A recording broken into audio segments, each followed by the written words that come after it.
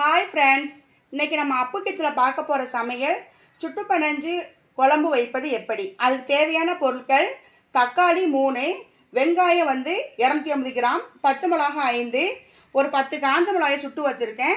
அதுக்கு தேவையான அளவு கருவாடு, புளி கரைச்சல். இப்போ என்ன செய்ய போகிறோம், நம்ம இந்த புளி கரைச்சலில் இந்த சுட்ட மிளகாய் நம்ம அப்படி போட போகிறோம். இது போட்டு ஒரு 5 நிமிஷம் ஊறட்டும். இப்போ பாருங்கள், இப்போ சட்டியை வச்சாச்சு. இதில் அந்த தக்காளி அள்ளி போட்டுக்கிடலாம். அந்த தக்காளி, இந்த பச்சை மிளகா, இந்த வெங்காயம் எல்லாத்தையும் மொத்தமாக போட்டுருங்க.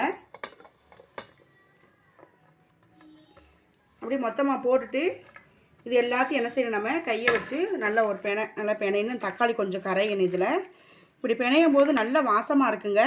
இதுக்கு நம்ம எண்ணெய் யூஸ் பண்ண போகிறதில்ல, நம்ம எண்ணெய் இல்லாமல் சமைக்க போகிறோம். இப்போ இது நல்லா பெனைஞ்சிட்டுங்க. இந்த ஏற்கனவே வச்சம்பளை புளி கரைச்சல் அதை கரைச்சி இதில் அப்படியே வடிகட்டி அப்படியே செய்யணுங்க.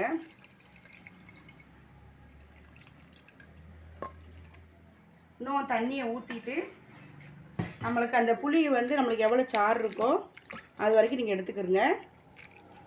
இதுக்கு கருவாடு நீங்கள் உங்களுக்கு என்ன விருப்பமோ நீங்கள் அந்த கருவாடு போடலாங்க. அவ்வளோதாங்க. நல்லா நான் கரைச்சி விட்டுக்கிட்டேன். இந்த கருவாடை நான் போடுறேங்க.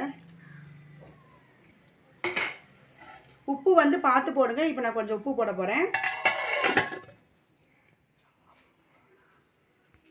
பாருங்கள், நம்ம அப்போ அடுப்பு பற்ற வச்சாச்சு. நான் அப்புறம் கத்திரிக்காய் சொல்ல மறந்துட்டேன். இப்போ நான் கத்திரிக்காய் அள்ளி போடுறேன். இதில் கருவாடு எனக்கு உப்பு இருக்குது, அதனால் நான் பார்த்துக்கிட்டு போடுறேன். நீங்கள் உப்பு இல்லாத கருவாடு வாங்கினா நீங்கள் போடுங்க.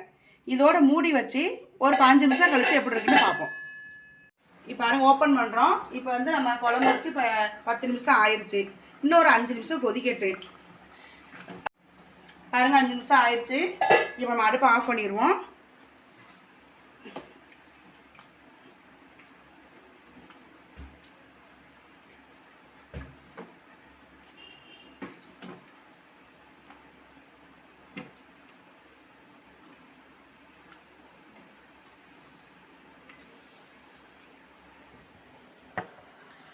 உங்களுக்கு இந்த சுட்டு பனஞ்சு ஆனால் பிடிச்சிருந்தா லைக் பண்ணுங்கள், ஷேர் பண்ணுங்கள், கமெண்ட் பண்ணுங்கள், சப்ஸ்கிரைப் பண்ணுங்கள், பெல் ஐக்கனை கிளிக் பண்ணுங்கள். தேங்க்யூ ஃபார் த வாட்சிங்.